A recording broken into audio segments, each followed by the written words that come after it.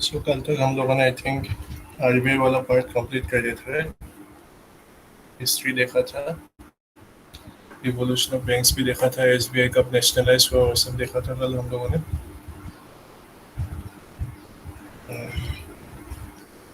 I think monetary policy start नहीं किया था ना, यहाँ तक हो गया था लास्ट में भी। Is it guys, can you please confirm?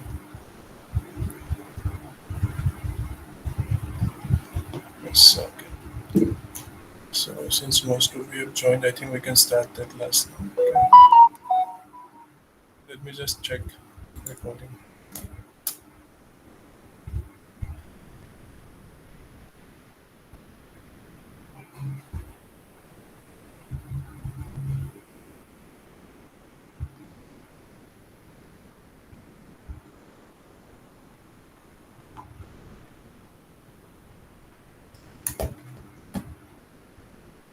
बाकी आप सभी ने एडमिट वगैरह डाउनलोड कर लिया सबने?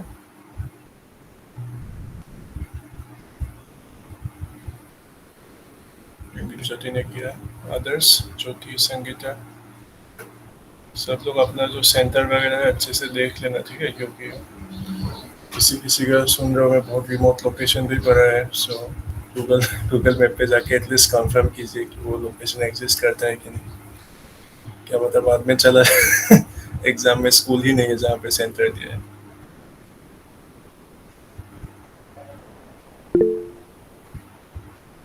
35 किलोमीटर ठीक ही है। ये किसी किसी का 60 किलोमीटर दूर भी है। 65, और देखो नया रिकॉर्ड आ गया, 65 किलोमीटर। 150। असम के बाहर मिलेगा क्या सेंटर? काबुली घर के पास ही है। सही है। नौगढ़ नहीं है सेंटर, अच्छा। बहुत পৰিছে তোমাৰ পৰা সূৰ্য। লামডিং পিনে নে কি, না এইপিনে জাগিৰোড পিনে? গুৱাহাটী, আচ্ছা। এটলিষ্ট গুৱাহাটীটো মানে তোমাৰ মানে মানে পাই যাব আৰু। মেইন প্ৰব্লেম হয় কিছুমান remote লোকেশ্যনত। So recording has also started. So let's give a quick review or recap of whatever we have learned yesterday. ठीक है, सर कल हम लोगों ने बेसिकली बैंकिंग वाला पार्ट स्टार्ट किया था, ठीक है? इसमें हम लोगों ने इवोल्यूशन ऑफ बैंक्स देखा था, बैंक्स का इवोल्यूशन इंडिया में कैसे हुआ। सो उसमें हमने पढ़ा था कि general bank of India which was established in 1786, it was the India's first bank. Okay. फिर हम लोगों ने देखा था ईस्ट इंडिया कंपनी है, वहाँ उसका 3 मेन हब होता था कंपनी, आपको पता है। एक था कलकत्ता, दूसरा था बॉम्बे, तीसरा था मद्रास। और तीनों मेन मेन प्रेसिडेंसी पे इन ब्रिटिशर्स लोगों ने ईस्ट इंडिया कंपनी ने बैंक खोला था, ठीक है? इन तीनों को एक साथ प्रेसिडेंसी बैंक्स बोला जाता है, ठीक है? जैसे एक bank of Calcutta 1806, bank of Bombay 1840, bank of Madras आपका 1843 था, ठीक है? सो इन सभी का ईयर याद रखना मैंडेटरी नहीं है, बट अगर आप याद रख सकते तो कोई इशू नहीं है, ठीक है? और इन ये तीनों जो बैंक था, ठीक है, इन तीनों को एक साथ मर्ज कर दिया गया था कितना ईयर में, 1921 में, ठीक है? और इन तीनों को मर्ज करके जो प्रेसिडेंसी बैंक था, ठीक है, ये तीनों को प्रेसिडेंसी बैंक्स बोला करते थे हम लोगों ने। तीनों को मर्ज कर दिया, और मर्ज करके ये क्या बन गया हम लोग का इंपीरियल बैंक ऑफ इंडिया, ठीक है? और फिर आफ्टर इंडिपेंडेंस इसी इंपीरियल बैंक ऑफ इंडिया को 1955 में हम लोगों ने नेशनलाइज किया, और ये हम लोग का स्टेट बैंक ऑफ इंडिया बन गया, ठीक है? It became our State Bank of India. तो स्टेट बैंक ऑफ इंडिया का हम लोगों ने हिस्ट्री देख लिया, कहाँ कहाँ से आया था उसका, ठीक है?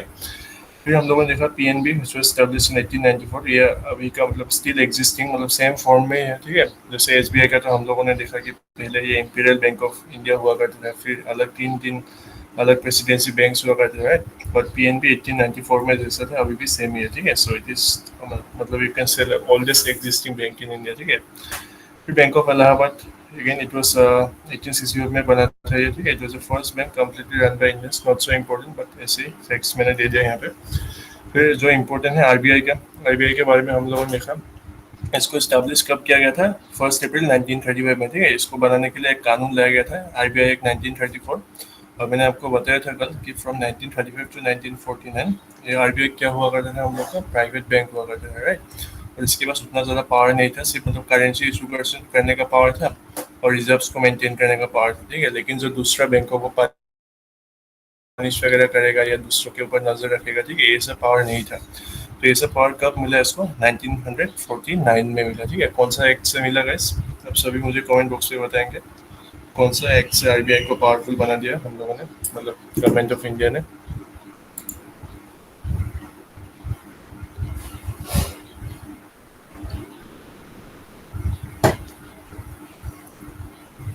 Okay, Deep Jyoti, RBI act 1934, Rishika banking regulation act 1949, 1934 regulating act, Raju तुम अच्छा बैंकिंग रेगुलेटिंग एक्ट बोल रहे थे। So guys I was asking कौन सा एक्ट ने आरबीआई को पावरफुल बनाया, ठीक है। तो यहाँ पे आपको कल का फोटो याद आना चाहिए था, ठीक है। 1935 से आरबीआई बना था, ठीक है। आरबीआई 1935 में बना था और वो जो एक्ट बनने के लिए यूज किया था वो था आरबीआई एक्ट 1934।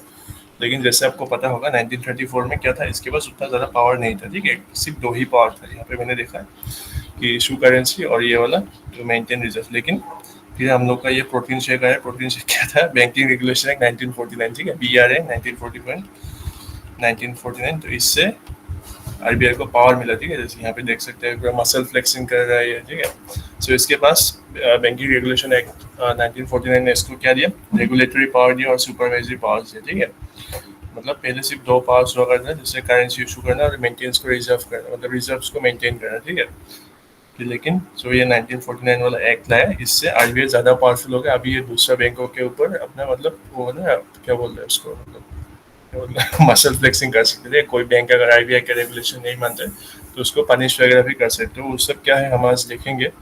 मतलब आरबीआई का मेन कल हम लोगों ने जो पढ़ा था, तो आज उसके एप्लीकेशन देखेंगे, ठीक है। So you guys remember this, RBI को नेशनलाइज 1949 में किया गया था, ठीक है। कौन सा एक्ट के थ्रू किया गया था? Banking regulation act 1949। और ये फोटो को आप अच्छे से याद रखिए, ठीक है। मैं यहाँ पे लिख देता हूँ, ठीक है। दिस टाइम दिस इज 1934, ठीक है। उस टाइम काफ़ी वीक था और ये 1949 आते आते जब इसको नेशनलाइज किया गया, ये काफ़ी स्ट्रॉन्ग हो गया, ठीक है। क्लियर हो गया गाइस? ये give me thumbs up.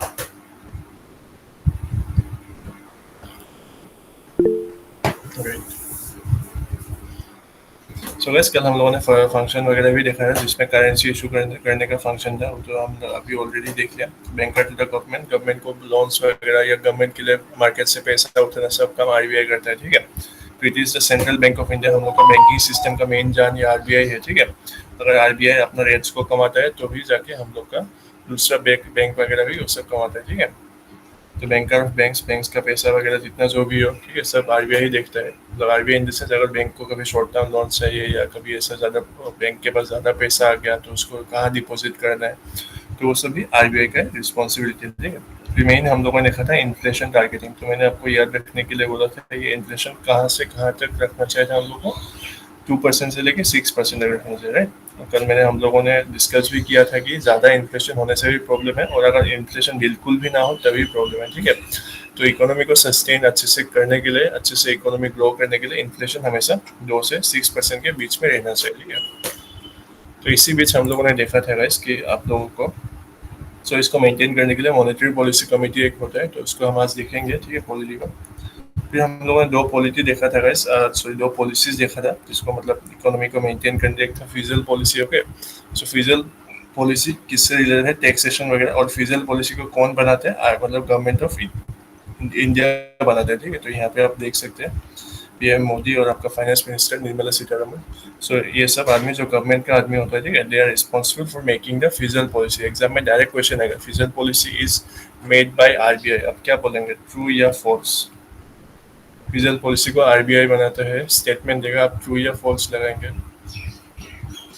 Okay, Sangeeta is saying false, others are giving thumbs down, Prerna, Srishti, okay, yes, you guys are clear. तो फिजिकल पॉलिसी को हम लोग का गवर्नमेंट ऑफ इंडिया बनाता है, ठीक है। और सिमिलरली जो आरबीआई का क्या पॉलिसी बनाता है? आरबीआई मॉनेटरी पॉलिसी बनाता है, जिसमें मेन होता है इन्फ्लेशन टारगेटिंग, ठीक है। Inflation targeting, money supply. तो ये सब कैसे करते हैं हमारे प्रैक्टिकली देखेंगे क्लास में, ठीक है। सो गाइस अभी मुद्दे पे आते हैं। हम लोग का आज का क्लास का मेन एजेंडा, ठीक है, monetary policy of RBI. So this is the first topic that will be learning today. So monetary policy, जैसे अभी आप लोगों को पता चल ही गया होगा कि ये आरबीआई करता है, ठीक है। इसका गवर्नमेंट का ऐसा मतलब ऑब्वियसली यहाँ पे भी गवर्नमेंट का आदमी रहता है, बट मेनली आरबीआई का ये पॉलिसी है, ठीक है। सो इसका मेन मोटो क्या है? To control inflation, money supply and regulate interest rates to ensure economic stability, ठीक है। जैसे इकोनॉमी काफ़ी वॉलेटाइल है, ठीक है, थोड़ा इधर उधर होने से प्राइसेस बहुत अप डाउन हो सकते हैं, ठीक है। तो एक इंडिया जैसा एक मतलब वर्सेटाइल और इतना वॉलेटाइल इकोनॉमी को मेंटेन करने के लिए ऑब्वियसली आरबीआई को कुछ नेसेसरी स्टेप्स लेना होता है, ठीक है। लेकिन आरबीआई क्या क्या स्टेप्स लेता है मेंटेन करने, उसको हम आज देखेंगे। मतलब मेन मॉनिटरी पॉलिसी का काम क्या होता है गैस, जो इन्फ्लेशन टारगेट है, ठीक है, आपको याद है ना गैस, टारगेट कौन सा नंबर्स के बीच में होना चाहिए, 2 से लेके 6% के बीच में होना चाहिए, ठीक है। इससे कम होने से भी प्रॉब्लम है, इससे ज़्यादा होने से भी प्रॉब्लम है, ठीक है। We should always keep the inflation between 2 to 6%। हालांकि ये अभी 2026 तक है, क्या पता 2026 के बाद इस टारगेट को फिर से रेगुलेट करके मतलब फिर से स्टडी करके बढ़ाया जाए या कमाया जाए। फिलहाल के लिए हम लोग एग्जाम के लिए इतना याद रखना है कि टारगेट इतना 2 to 6% ही होता है, ठीक है। बाकी उस पर ज़्यादा उतना पीएचडी हम लोग नहीं करेंगे। तो इस टारगेट को अचीव करने के लिए आरबीआई क्या क्या टूल्स यूज करते हैं उसको देखेंगे, ठीक है। जैसे क्या क्या टूल्स होते हैं, एक होता है क्वांटिटेटिव टूल्स और एक होता है क्वालिटेटिव टूल्स। बाकी गैस आपको ये आरबीआई का ये वाला समझ में आया ना, मतलब मॉनेटरी पॉलिसी का मेन काम क्या होता है गैस, इस चीज को कंट्रोल करना होता है मेन काम। आप लोग कमेंट बॉक्स पे बताने का कोशिश कीजिए, मॉनेटरी पॉलिसी जो होता है आपका आरबीआई का, so what is it's main job, मतलब क्या चीज के लिए लाया जाता है, वो किस चीज को कंट्रोल करने के लिए लाया जाता है। Okay, M.A.B variety is saying inflation and money supply. Others guys, try to answer. Inflation, okay, Diksha, Satyabran, inflation, money supply. Prasurya Sangeeta, yes all of you are correct. तो बेसिकली इन्फ्लेशन को मतलब कंट्रोल करने के लिए रहते हैं, ठीक है, प्राइमरीली इन्फ्लेशन को। और इन्फ्लेशन को कैसे कंट्रोल करते हैं, मनी सप्लाई से, ठीक है। कल जैसे मैंने आपको एग्जांपल दिया था ना, इन्फ्लेशन कब होता है, इन्फ्लेशन तब होता है जब आदमी के पास बहुत ज़्यादा आदमी के पास बहुत ज़्यादा पैसा आ जाता है, ठीक है। कल हम लोगों ने एक आईफोन का एग्जाम्पल भी डिस्कस किया था। जैसे मैंने आप लोगों को बोला था, अगर अभी आप सभी को जॉब मिल जाए, ठीक है, जैसे आप लोगों के जैसे दोस्त वगैरह भी प्रिपेयर कर रहे होंगे, सबको जॉब मिल जाए, ठीक है, पूजा से पहले सबका जॉब हो जाए, तो ऑब्वियसली आप लोग कुछ चीज़ों का डिमांड करेंगे। जैसे आप लोगों को let's say for example iPhone 15 pro max खरीदना है, ठीक है, सबके पास पैसा है, सब लोग डिमांड करेंगे, ठीक है। तो जब ज़्यादा पैसा होता है इकोनॉमी में, ठीक है, तो उस टाइम पे इन्फ्लेशन भी ज़्यादा हो जाए। तो आरबीआई इकोनॉमी से कैसे पैसा को खींच के लाते हैं उसको हम लोग देखेंगे, ठीक है। तो ऐसा सिचुएशन में जब बहुत ज़्यादा इन्फ्लेशन होता है, तो मतलब क्या है, मार्केट में लोगों के पास बहुत ज़्यादा पैसा आ जाता है, ठीक है। तो उस टाइम ही ऑब्वियसली लोग डिमांड करेंगे, है कि नहीं guys? You guys agree with me और not? Give me thumbs up if you agree whatever I'm saying. Okay, so most of you agree with me, okay. तो वही बात है, तो आरबीआई मतलब मार्केट से कैसे पैसा निकालता है, या जब बहुत डिमांड कम होता है, ठीक है, यस डिमांड हाई होगा, इससे मैं भी करेक्ट। तो आरबीआई ऐसा तो सिचुएशन नहीं कि हमेशा इन्फ्लेशन ही रहता है, कभी कभी डिमांड काफ़ी लो भी हो जाता है, ठीक है, मतलब लोगों के पास उतना ज़्यादा पैसा भी नहीं आता है। तो आरबीआई उस टाइम पे पैसा क्या करते हैं, मार्केट में इंजेक्ट कर देता है, ठीक है, ज़्यादा पैसा छोड़ देता है। तो उसको हम आज के क्लास में देखेंगे कि आरबीआई कैसे पैसा मतलब मार्केट से पैसा उठाता है और कैसे मार्केट में पैसा डालता है, ठीक है, डिपेंडिंग ऑन द सिचुएशन। अगर ज़्यादा पैसा होगा मतलब इन्फ्लेशन आ गया, इन्फ्लेशन को कमाने के लिए मार्केट से पैसा वापस लाना होगा, ठीक है। और अगर डिफ्लेशन का सिचुएशन आ गया, लोगों के पास पैसा ही नहीं है, तो उस टाइम मार्केट में पैसा डाल देगा, ठीक है। That is what we will be studying today. So ऐसे टूल्स ऑफ मॉनेटरी पॉलिसी, मतलब मॉनेटरी पॉलिसी बेसिकली हम लोग को इन्फ्लेशन वगैरह कंट्रोल करने के लिए या मनी सप्लाई को कंट्रोल करने के लिए क्या क्या टूल्स है उसको देखेंगे। सो ब्रॉडली दो टूल्स है, मतलब दो कैटेगरीज ऑफ टूल है, एक है क्वांटिटेटिव, ठीक है, सो क्वांटिटेटिव, और एक है क्वालिटेटिव। तो पहले इन दोनों वर्ड्स को हम लोग समझते गए। सो व्हाट डू मतलब बेसिकली आप अगर डिफरेंस को सोचेंगे, ठीक है, कोई भी चीज़ का डिफरेंस, ठीक है, तो उसके क्वालिटी और क्वांटिटी का डिफरेंस क्या होता है, ठीक है। Quantity is basically something we can easily measure, लेकिन I guess it can be measured easily, हम लोग नंबर में मेजर कर सकते हैं, ठीक है। जैसे ये ये एक फ़ोन हो गया, ये 2 फ़ोन हो गया, ठीक है, ये किसी का क्वांटिटी दिखा रहे, ठीक है, मेरे पास 2 फ़ोन है, मैं 2 फ़ोन का क्वांटिटी आपको दिखा रहा हूँ। बट अगर कोई आपको पूछे कि सर आप कितना अच्छा पढ़ाते हैं, ठीक है, आपका पढ़ाने का क्वालिटी कैसे है, तो आप क्वालिटी को कभी मेजर कर सकते हैं क्या? यानी सर आप 1 यूनिट अच्छा पढ़ाते हैं, 2 यूनिट अच्छा पढ़ाते हैं, 3 यूनिट अच्छा, ऐसा तो कोई मतलब कोई क्वालिटी को तुम मतलब क्वान्टिफाई नहीं कर सकते ना, नंबर्स में तो तुम उसको एक्सप्रेस नहीं कर सकते, राइट। तो सिमिलरली यहाँ पे भी आरबीआई का कुछ कुछ ऐसा टूल्स है जो क्वांटिटेटिव टूल है, जिनको आप नंबर्स पे एक्सप्रेस कर सकते हैं, मतलब जब डायरेक्टली मेजर कर सकते हैं, ठीक है। लेकिन कुछ कुछ ऐसा टूल्स होता है, ठीक है, जो है क्वालिटेटिव, जिसमें आपको मॉडल सिचुएशन दिखेगा, ठीक है, मतलब आरबीआई उस पर बोलेगा क्या क्या होगा, हम लोग देखेंगे अभी अच्छे से। तो बस फर्स्ट मेन डिफरेंस समझ में आ गया वैसे आपको टूल्स का, एक है क्वांटिटेटिव, जो क्वांटिटेटिव टूल्स होंगे उस पर हम लोग डायरेक्टली मेजर कर सकेंगे, ठीक है।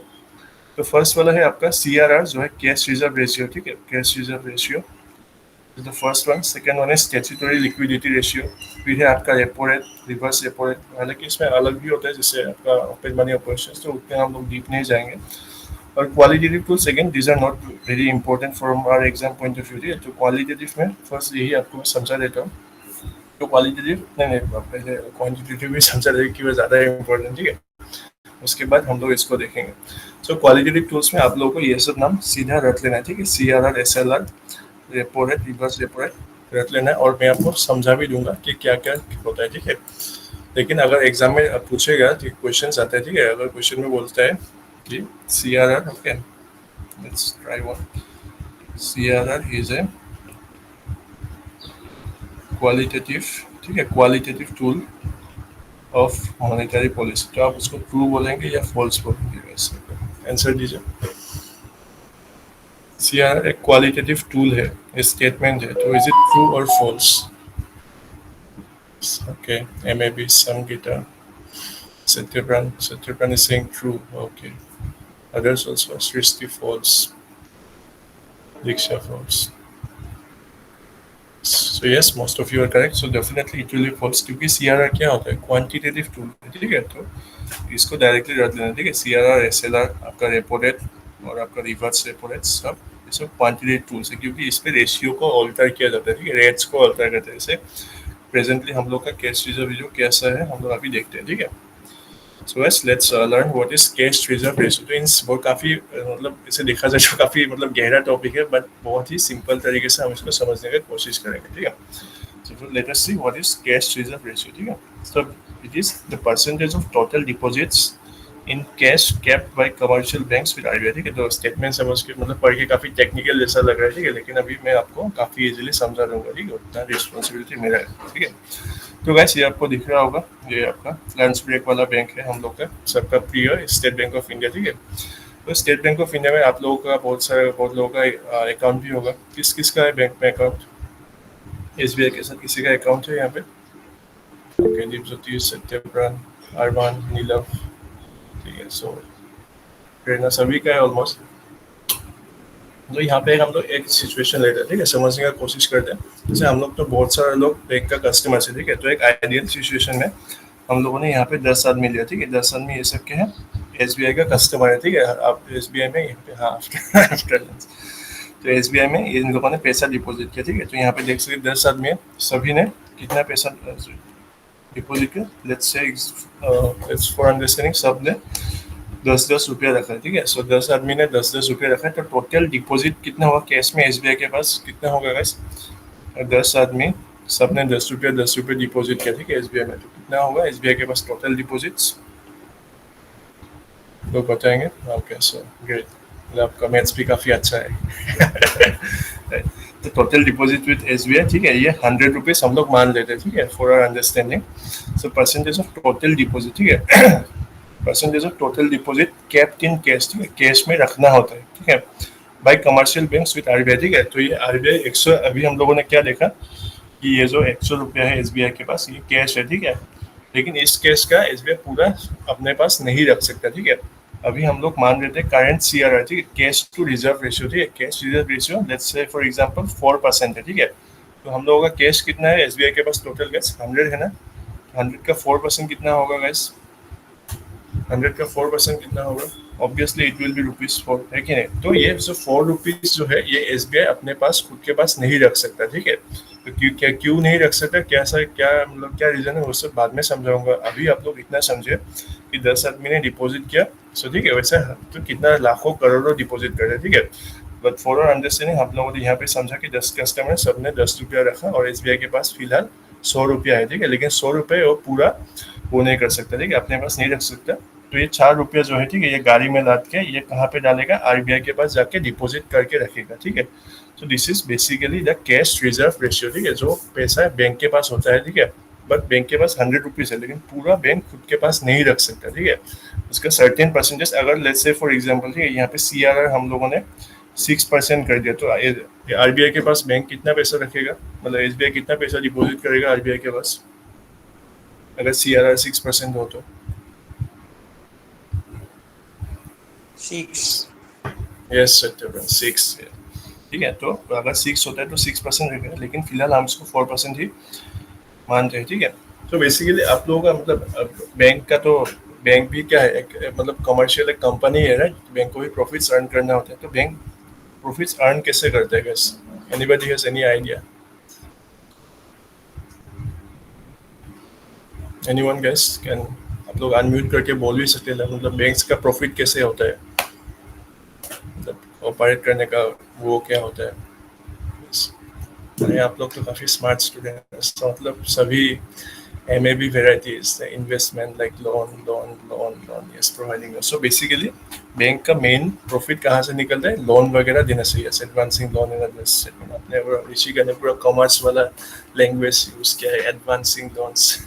ओके, ठीक है, तो मतलब आपको बेसिक आइडियाज पता है सभी को। ठीक है, तो बैंक्स क्या करता है, ठीक है, जैसे 100 रुपीज़ आया, ठीक है, तो 100 रुपीज़ का गाइस, अगर बैंक को अगर आरबीआई ने ये सीआरआर मैंडेटरी नहीं करता, ठीक है, अगर आरबीआई बोले चलो कोई बात नहीं, तुम मुझे सीआरआर मत दो, ये जो 4 रुपये है तुम अपने पास ही रखो, तो टोटल उसके टाइम आरबीआई के पास मतलब एसबीआई के पास कितना होता है? 100 रुपीज़ ही होता है। ठीक है, तो ये 100 रुपीज़ अगर होता है, तो अगर एसबीआई चले, मतलब अगर एसबीआई चाहे तो ये पूरा 100 रुपीज़ से ये लोन्स वगैरह दे देगा, है कि नहीं? सबको लोन्स दे देगा कि यार तुम अदानी अंबानी तुम भी लो, तुम्हें हाउस लोन चाहिए तुम लो, तुम कार लेना है बाइक लो, तो ऐसे सब पूरा पैसा वो लोन्स पे दे रहा है, क्योंकि मेन अर्निंग ही लोन से होता है। ठीक है, क्योंकि मतलब जिसको अगर थोड़ा सा समझ में प्रॉब्लम हो रहा है, मैं सिंपल बता दे रहा हूँ। ठीक है, let's say this is SBI. ठीक है, एसबीआई क्या करते हैं, एसबीआई आप जो डिपॉजिट देते हैं, ठीक है, डिपॉजिट दो टाइप के होते हैं, एक होता है डिमांड डिपॉजिट, एक होता है टाइम डिपॉजिट। ठीक है, टाइम डिपॉजिट में आपका फिक्स डिपॉजिट वगैरह होता है। ठीक है, तो इस पे आपको एसबीआई मैक्स टू मैक्स कितना परसेंटेज देता है? ठीक है,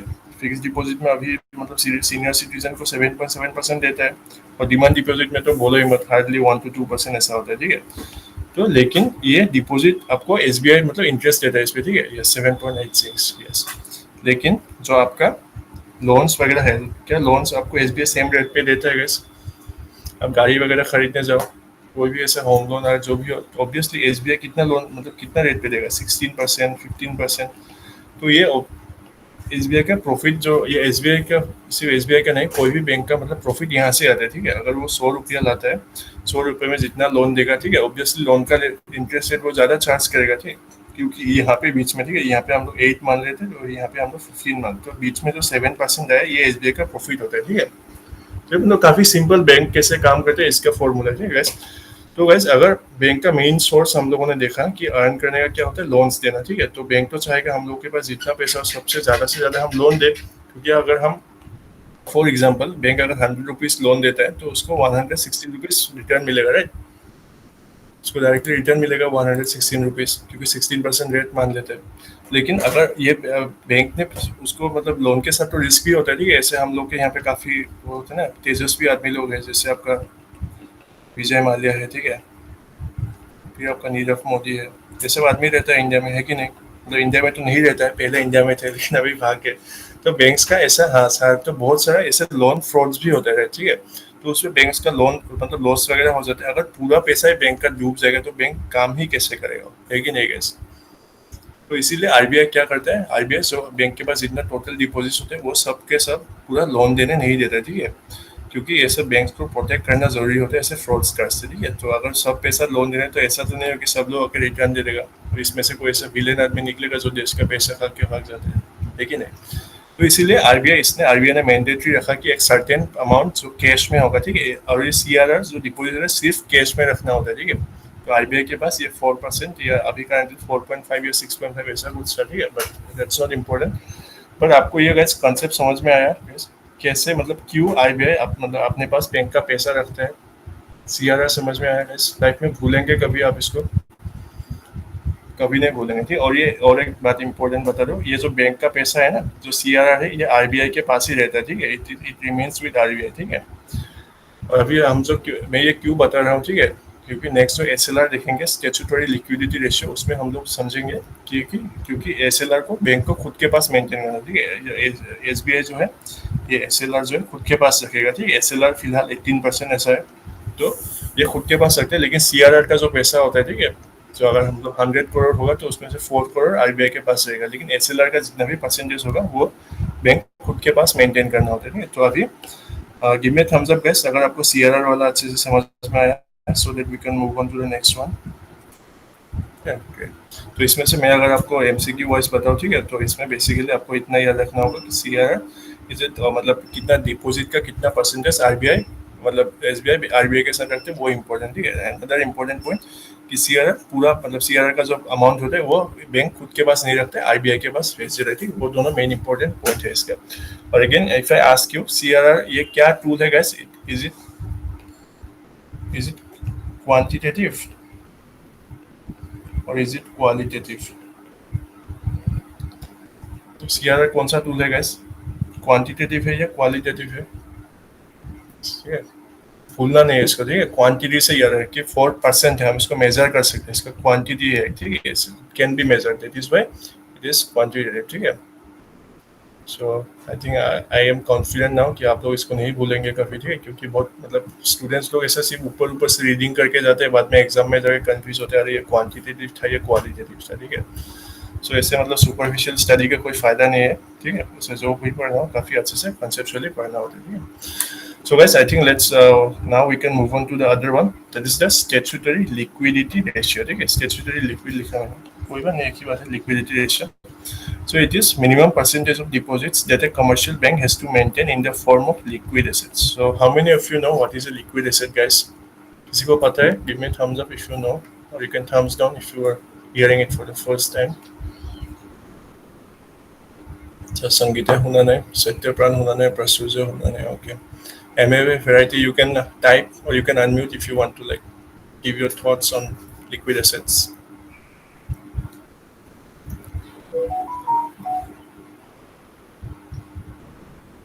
আচ্ছা, দীপজ্যোতি শুনিছে কিন্তু নাজানো কিয়, একো নাই গাইছ, আজি আপোনালোকক पूरा क्लियर हो যাব, ठीक है, लिक्विड तो की है, ठीक है।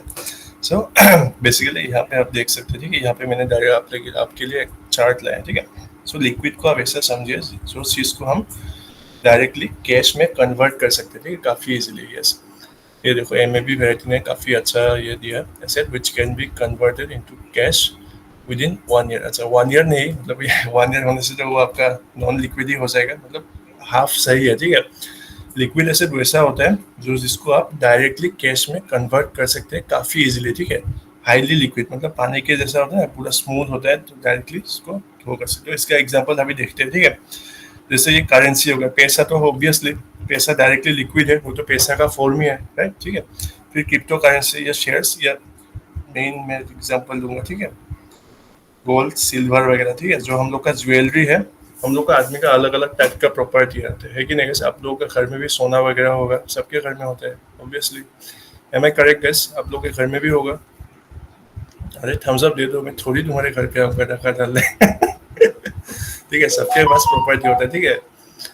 यस, तो सभी के घर में भी है, जैसे उससे भी गोल्ड सिल्वर होगा, किसी किसी का पेरेंट्स ने एफडी वगैरह किया होगा या आरडी वगैरह भी किया होगा, या किसी किसी में म्यूचुअल फंड वगैरह भी डिपॉजिट किया होगा, ठीक है। तो ये सब क्या है, ये सब एक तरह का लिक्विड है, मतलब एसेट है।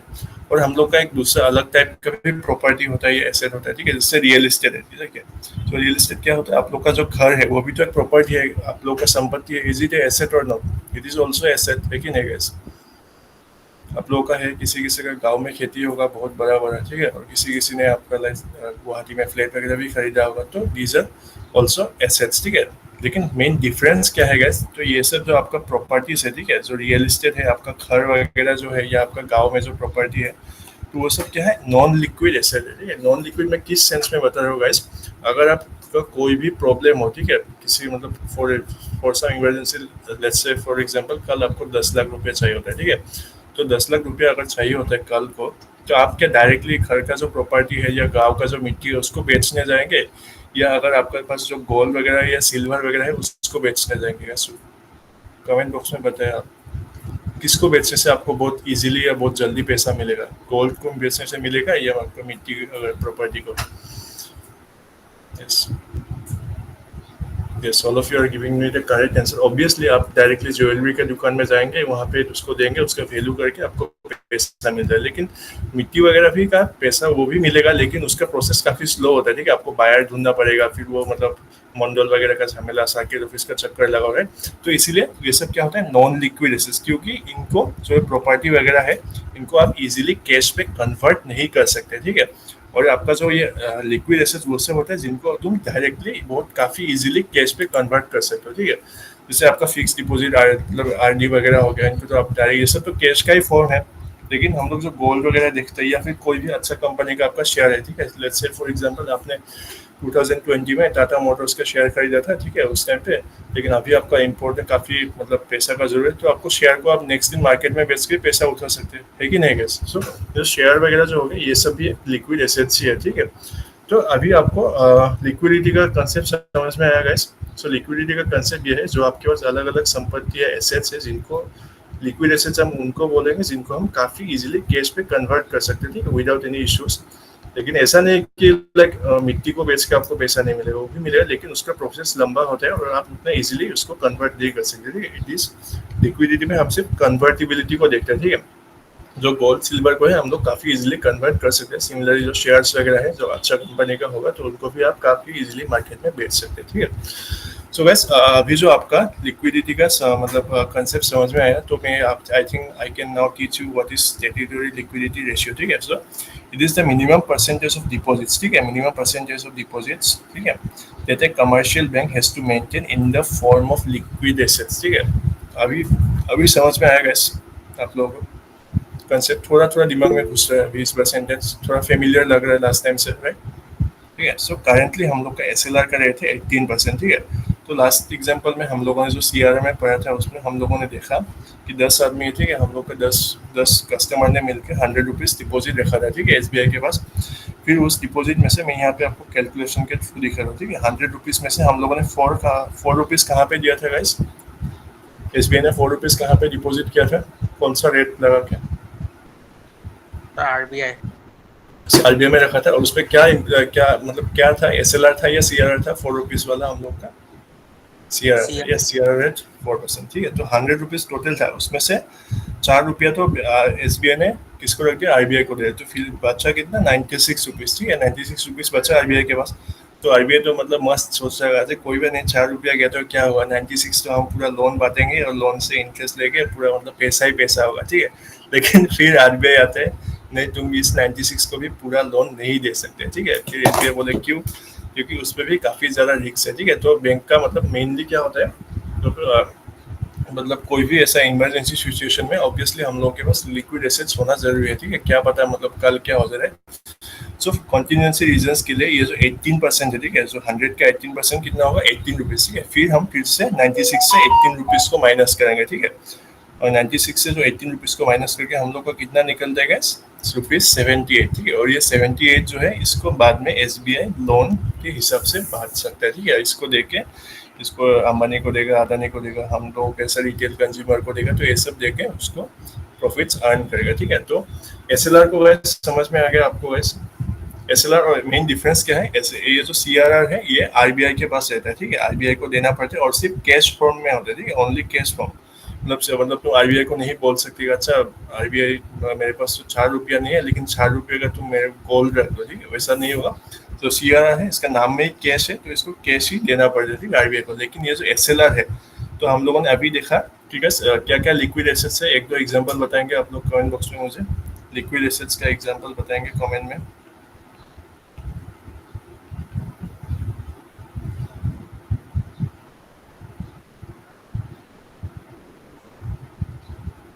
यस, गोल्ड शेयर्स क्रिप्टो वगैरह, ठीक है। तो ये सब क्या होता है गाइस, ये सब जो है बैंक खुद के हिसाब से रख सकता है, ठीक है, जैसे गवर्नमेंट सिक्योरिटीज जी-सेक वगैरह भी रख सकता है। तो ये सब ऐसा मैंडेटरी नहीं है कि मतलब आरबीआई बोलेगा कि चलो तुम 18 रुपीज़ अपना कैश में नहीं रखना चाहते तो कोई इशू नहीं, तुम 18 रुपीज़ का गोल्ड भी रख सकते हो या 18 रुपीज़ का कोई अलग शेयर्स वगैरह भी खुद के पास रख सकते हो। लेकिन इसको तुमको एक साइड करके रखना है, ठीक है, इस 18 रुपीज़ को तुम लोन में नहीं दे सकते, ठीक है। इसको माइनस करने के बाद जो पैसा बचेगा तुम्हारे पास उसी को तुम सिर्फ लोन दे सकते हो, ठीक है। और ये एसएलआर क्या होता है, एसएलआर को आरबीआई के पास रखना होता है कि नहीं, ये आरबीआई के पास डिपॉजिट करना होता है, ट्रू और false, SLR should be deposited with RBI, true और false guys. Yes, okay. So I am happy कि आप लोग काफ़ी अच्छे से समझ रहे थे, क्योंकि ये सब कॉन्सेप्ट मतलब अगर मतलब मैं सिर्फ रीडिंग करके समझाना चाहूँ तो काफ़ी ज़्यादा डिफिकल्ट हो जाता है, ठीक है, क्या लिक्विड है क्या रेशियो है, ठीक है। बट मैंने आपको यहाँ से डायरेक्टली मतलब एक एग्जांपल लेके, ठीक है, एक हाइपोथेटिकल एग्जांपल लेके दोनों कंसेप्ट को समझा दिया, ठीक है।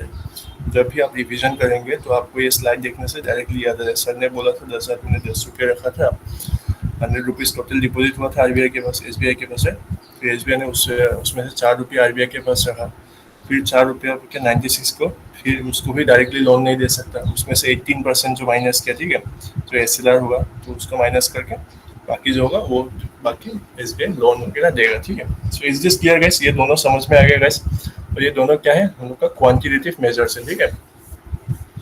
तो ये लोन और बाकी लोनेबल अमाउंट, और मैं फिर से एक और एक इम्पोर्टेंट बात बता ही देता हूँ, ठीक है। यहाँ पे मैंने शायद मैंने नहीं लिखा है, यहाँ पे लिख देता हूँ, ठीक है। SLR has to be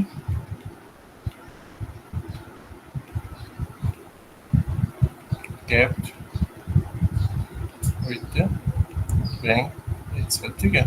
यहाँ पे SBI का एग्जांपल दे रहा हूँ, देखिए अलग अलग बैंक भी हो सकते हैं कि सभी बैंक को ये फॉलो करना होगा कि HDFC हो या ICICI हो, एक्सिस हो, सबको अपने पास SLR मेंटेन करना होता है, ठीक है।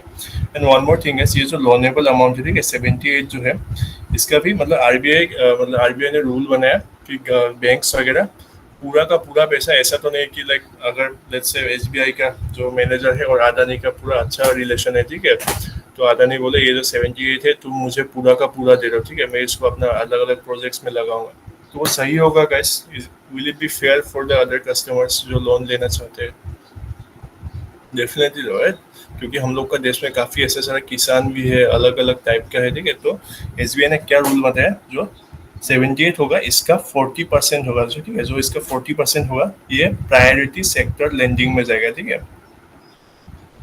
प्रायोरिटी सेक्टर लेंडिंग, इसमें प्रायोरिटी सेक्टर लेंडिंग में जिसको पीएसएल भी बोला जाता है, ठीक है, जो जितना बैंक्स का लोन देने का पैसा होगा, ठीक है, 78 का 40% प्रायोरिटी सेक्टर को देना पड़ेगा, ठीक है। उसके बाद जो जो बचता है तुम जिसको चाहो उसको दे सकते हो, ठीक है।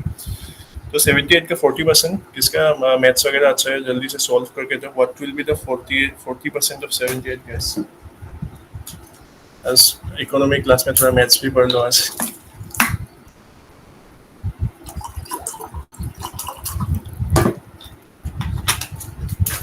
31.2। अच्छा, दीपज्योति ने डायरेक्ट आंसर दे दिया, ठीक है, मैं कैलकुलेट नहीं करूंगा, मान ही लेता हूँ, ठीक है। तो 78 रुपीज़ से 31.2% और 31.2 रुपीज़ जो होता है, ठीक है, 31.2 रुपीज़ जो होगा ये प्रायोरिटी सेक्टर को देना पड़ेगा। प्रायोरिटी सेक्टर में आपका क्या क्या आता है, जैसे एग्रीकल्चर होगा, ठीक है, या फिर स्टूडेंट लोन्स या स्मॉल बिजनेस, ठीक है, जो एंटरप्रेन्योर्स है या स्टार्टअप है, ये सबको देना पड़ेगा, ठीक है। ऐसा नहीं कि तुम जो जो पूरा बड़ा बड़ा बिजनेस मैन है सिर्फ उसको ही पैसा दोगे, right? It doesn't work like that, ठीक है। तो ये 40% जो है ये इम्पोर्टेंट है, ठीक है, एग्जाम्पल के लिए और एग्जाम के लिए। तो पीएसएल का परसेंटेज कितना होता है प्रायोरिटी सेक्टर लेने में? 40% बैंक्स मतलब ये प्रायोरिटी सेक्टर में देना पड़ेगा, ठीक है, जैसे किसान वगैरह को हो गया, ये सबको देना पड़ेगा। Is this clear guys? Priority sector वाला समझ में आ गया आपको, ठीक है, 40%।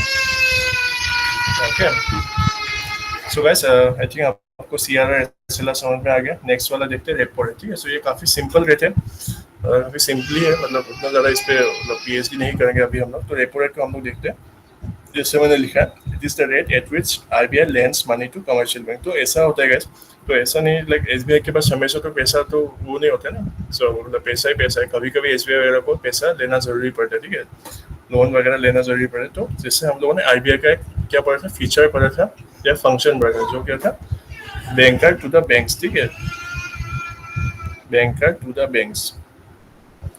तो इसका मतलब क्या है, जब भी बैंकों को पैसा या अलग अलग उसका जरूरत होगा तो बैंक कहाँ पे जाएगा? कमर्शियल बैंक जैसे एसबीआई हो गया, आईसीआईसीआई हो गया, एचडीएफसी, वो किसके पास जाएगा गाइस? कौन सा बैंक के पास जाएगा पैसा लेने के लिए?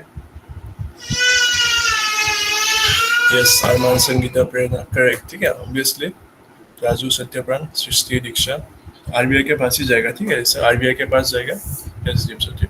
सो आरबीआई क्या करते हैं जिस रेट पे, ठीक है, ऑब्वियसली आरबीआई तो ऐसा नहीं कि एसबीआई मांगने गया, ठीक है, ये एसबीआई है, ये आरबीआई के पास मांगने गया, अरे भाई आरबीआई मुझे तुम 10 करोड़ लोन में दे रहे हो, ठीक है, अच्छा, तो आरबीआई ठीक है ले लो, लेकिन आरबीआई क्या मतलब उसका मुंह बोला भाई है क्या फ्री में देगा? ऑब्वियसली आरबीआई बोलेगा तुम मेरे को इसको 6% इंटरेस्ट के साथ लौटाना होता है, ठीक है।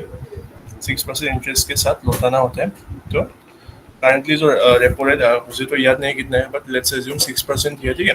तो 10 करोड़ जो होगा उसका 6% जो होगा ये बाद में एसबीआई रिटर्न करेगा। हालांकि इसका सिस्टम थोड़ा सा अलग है, ठीक है। बेसिकली एसबीआई क्या करता है, जो गवर्नमेंट सिक्योरिटीज वगैरह होते हैं वो आरबीआई के पास रख देता है, ठीक है। मैं थोड़ा सा ट्राई करता हूँ गैस, आपको समझ में आने से तो सही है, लेकिन नहीं आने से भी कोई इशू नहीं, ठीक है। बट क्योंकि हम लोगों ने ये स्टार्ट किया है, थोड़ा सा देख ही लेते, ठीक है। सो एसबीआई के पास क्या होता है, अलग अलग गवर्नमेंट सिक्योरिटीज वगैरह होता है, ठीक है, जिसको जीसेक बोलता है, ठीक है। जैसे गवर्नमेंट पैसा उठाने के लिए जो वो करते हैं, तो एसबीआई के पास ये सब एसेट हिसाब से रहता है, ठीक है। तो एसबीआई क्या करता है, जब ये लोन लेगा, ठीक है, लोन लेगा जैसे एसबीआई को पैसा चाहिए 10 करोड़ का, ठीक है। हम लोग इजी करने के लिए 100 रुपया मान लेते हैं, ठीक है। 100 रुपया एसबीआई को चाहिए, ठीक है गाइस। तो एसबीआई क्या करेगा, ये जो गवर्नमेंट सिक्योरिटी है इसको कोलेटरल हिसाब से देगा, ठीक है। कोलेटरल हिसाब से ये आरबीआई के पास रख देगा, ठीक है। ऑब्वियसली आरबीआई तो फ्री में लोन तो नहीं देगा ना, मतलब कोई भी बैंक आपको फ्री में लोन देता है क्या वैसे। तो अगर आप पहले का ज़माने में भी लोन वगैरह लेने जाएंगे तो आपको चीज़ें गिरवी रखना होता है। तो बहुत सारा टाइम पे ऐसा हो कि आप लोगों के पेरेंट्स ने कभी ऐसा कोई प्रॉपर्टी का कागज़ वगैरह गिरवी रखा हो, या कोई भी अलग जो एसेट होगा उसको गिरवी रख के लोन मिलता है। तो एसबीआई भी ऐसा करता है कि इसके पास जो जीसेक है 100 रुपीज़ का, तो ये क्या करता है, आरबीआई के साथ एक कॉन्ट्रैक्ट करता है, ठीक है। कॉन्ट्रैक्ट क्या होता है, ये जो होगा ये 14 जो जो 100 रुपीज़ आरबीआई दे रहा है, ठीक है। ये जीसेक को एसबीआई क्या करते हैं, आरबीआई को जीसेक वगैरह दे देता है, ठीक है। जस्ट वन मोमेंट इसमें।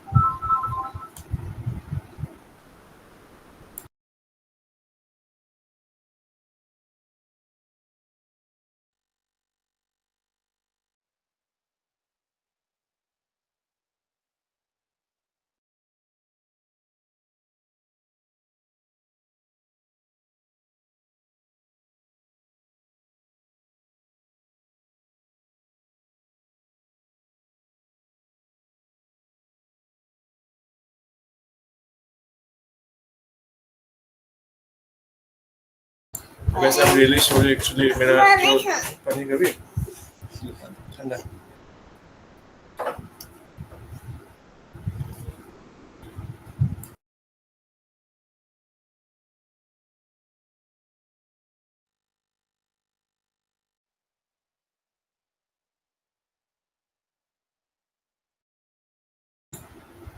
बस मेरा दीदी जो है वो नीस को छोड़ के गया थी, ये सो रहा था, अचानक से उठ के रो रहा है अभी, ठीक है।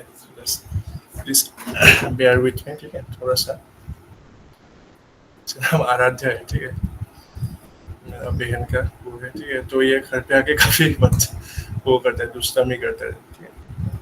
हाय हाय हाय हाय हाय था दीदी हाय। निकोका खेला है मैं।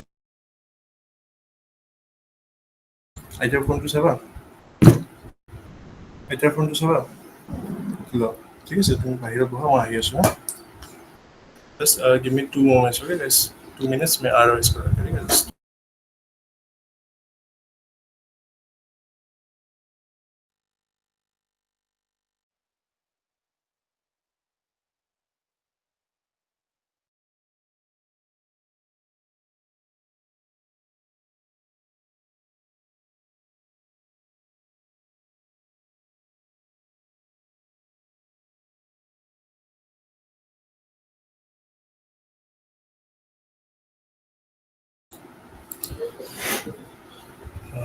सो सॉरी गाइस, आप लोगों का थोड़ा सा टाइम वेस्ट भी हो गया।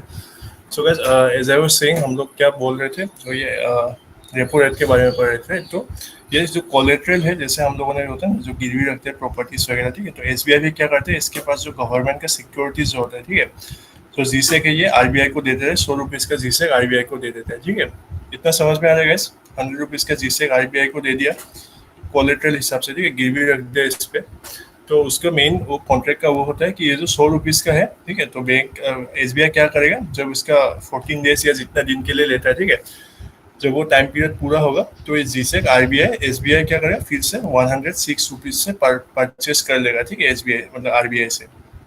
तो जीसेक होगा, जब ये लोन रिटर्न करेगा, तो आरबीआई का तो इसमें लाभ हो गया ना, 106 रुपीज़ इसको मिल गया।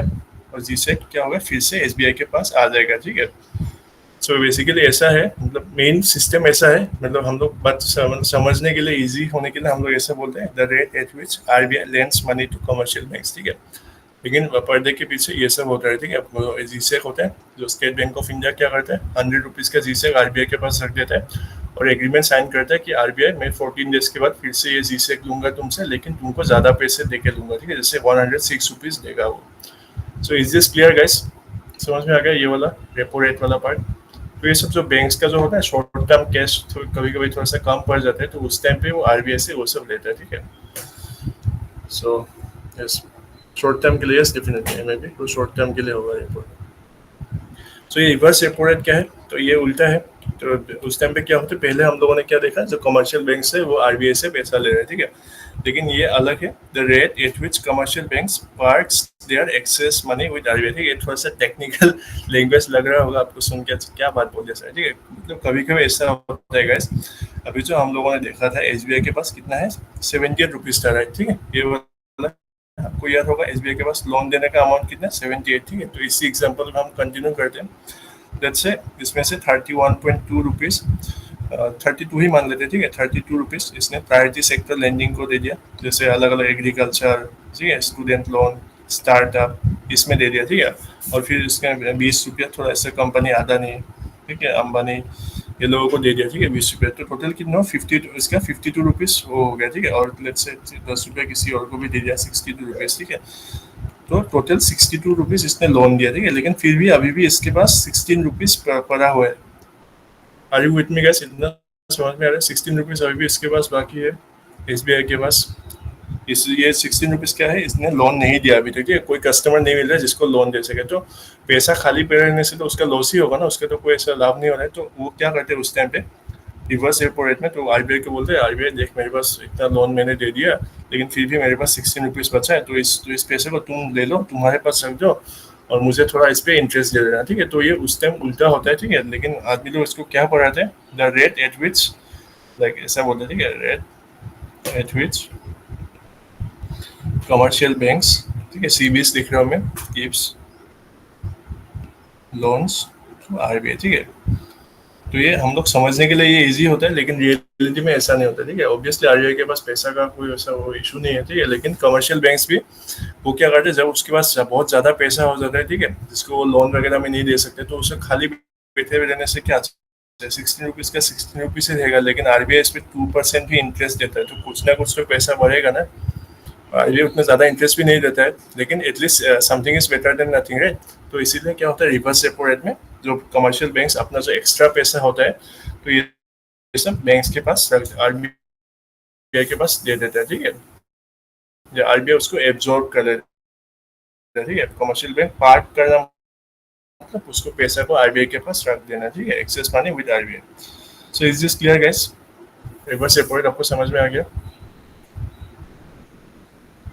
रेपो रेट में क्या होता है, जो बैंक होता है कमर्शियल बैंक, वो एसबीआई आरबीआई से पैसा लेता है, ठीक है। और उसमें रिवर्स में क्या होता है, वही सिंपल फॉर्मूला उल्टा हो जाता है, आरबीआई कमर्शियल बैंक से पैसा ले लेता है, ठीक है।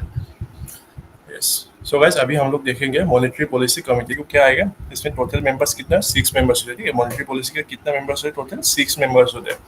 3 गवर्नमेंट की तरफ से होता है और 3 आपका आरबीआई की तरफ से होता है, ठीक है। जिसमें 3 में से एक जो होता है आपका जो चेयरमैन होता है, और जो गवर्नर होता है आरबीआई का, वो इस जो मॉनेटरी पॉलिसी है उसका कमिटी है उसका चेयरमैन भी होता है, ठीक है। So guys if I ask you how many members are there in monetary policy from RBI, तो क्या होगा आपका आंसर?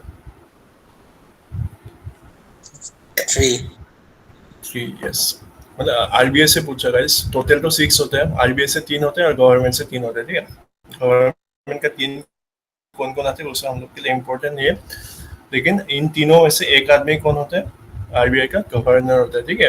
और जो गवर्नर, आरबीआई का जो गवर्नर है मिस्टर शक्तिकांत दास, तो he is also the chairman of monetary policy committee, ठीक है। जो भी आरबीआई का गवर्नर होगा, ये जो कमिटी का चेयरमैन जो होता है, ठीक है, जो चेयरमैन जो होता है, it is the RBI governor, ठीक है। इतना समझ में आ रहा है गाइस? ये आरबीआई गवर्नर है, उसका चेयरमैन होता है, ठीक है। तो ये सब भी आपका एमसीक्यू के लिए इम्पोर्टेंट। टोटल 6 मेंबर्स होते हैं, बस 3 होते हैं, 3 गवर्नमेंट के होते हैं, 3 आरबीआई के होते हैं, ठीक है। तो ये क्या करते हैं, monetary policy committee decides the repo rate, ठीक है ना। This is very very very very important, ठीक है। तो रेपो रेट से अभी हम लोग देखेंगे कि रेपो रेट ऐसा मैजिकल रेट है, ठीक है, जिससे पूरा इकोनॉमी को मतलब वो होता है ना कठपुतली की तरह नचा सकते हैं। तो आरबीआई का ये मतलब बोलते ब्रह्मास्त्र टाइप का है, ठीक है। अगर इन्फ्लेशन कंट्रोल करना होता है तो रेपो रेट से वो पूरा इकोनॉमी के साथ खिलवाड़ करता है, ठीक है। तो हम लोग देखेंगे कैसे करते हैं। तो मॉनेटरी पॉलिसी कमेटी का मेन जॉब क्या होता है, इन्फ्लेशन को टारगेट करना। और टारगेट कितना था गाइस, यहाँ पे मेंशन है 2 to 6% के बीच में रखना होता है, ठीक है। और मिनिमम 4 मीटिंग्स इन ईयर, मतलब हर एक क्वार्टर में एक मीटिंग होना चाहिए, ठीक है। और क्वार्टर में एक मीटिंग होना चाहिए, ठीक है। तो 12 मंथ्स में 4 टाइम्स उनको मिनिमम मीट करना होता है, ठीक है। So and submits report every 6 month, ठीक है। हर 6 मंथ पे अपना ये रिपोर्ट सबमिट करते रहते हैं। और कल मैंने आपको बताया था अगर 3 क्वार्टर, टोटल 3 क्वार्टर, ठीक है, 3 क्वार्टर में अगर ये टारगेट को मेंटेन नहीं कर पाए, ठीक है, लेट्स से 3 क्वार्टर कंटिन्यूसली हम लोग का इन्फ्लेशन जो है 9% रहा, ठीक है। 9% क्या है, 6% से ज़्यादा है कि नहीं। तो उस टाइम पे ये जो क्या होता है, गवर्नमेंट को रिपोर्ट देना होता है कि क्यों ऐसा हुआ, क्या रीज़न है ऐसा होने का, ठीक है। So is this clear guys, monetary policy committee आपको समझ में आ गया। इसके क्या क्या क्वेश्चंस बन सकते हैं आपको बता दिया मैंने, ठीक है। तो ना अभी मैं थोड़ा सा एक्स्ट्रा आपको बता देता हूँ, ठीक है। और कल हम इसको फाइनेंशियल मार्केट स्टार्ट करेंगे, ठीक है। और उसके साथ जो हम लोग का अदर पार्ट है, जैसे आपका इकोनॉमी में हम लोग का असम का क्या है, जो टी गार्डन्स वगैरह है वो सब भी इकोनॉमी का पार्ट है, राइट। तो वो सब को हम लोग पढ़ेंगे, ठीक है, टी से रिलेटेड। फिर सेबी वगैरह का पार्ट भी हम लोग कल पढ़ेंगे। और मतलब परसों तो हम इसको ख़त्म ही कर देंगे, ठीक है। सो गाइस अभी मैं थोड़ा सा आपको, क्योंकि आज मैंने हम लोगों ने ये बैंकिंग वाला पार्ट काफ़ी अच्छे से किया है, तो it becomes my responsibility to teach you like how this repo system works. So are you guys excited to know मतलब रेपो रेट से कैसे हम लोग को इकोनॉमी के साथ खिलवाड़ किया, मतलब खिलवाड़ तो नहीं, कैसे मतलब पूरा फाइन ट्यूनिंग किया जाता है उसको देखते हैं, ठीक है। So guys as I said, ठीक है, हम लोगों ने फर्स्ट एग्जांपल में देखा था एसबीआई के पास टोटल डिपॉजिट कितना था, ₹100 वाज टोटल डिपॉजिट, राइट।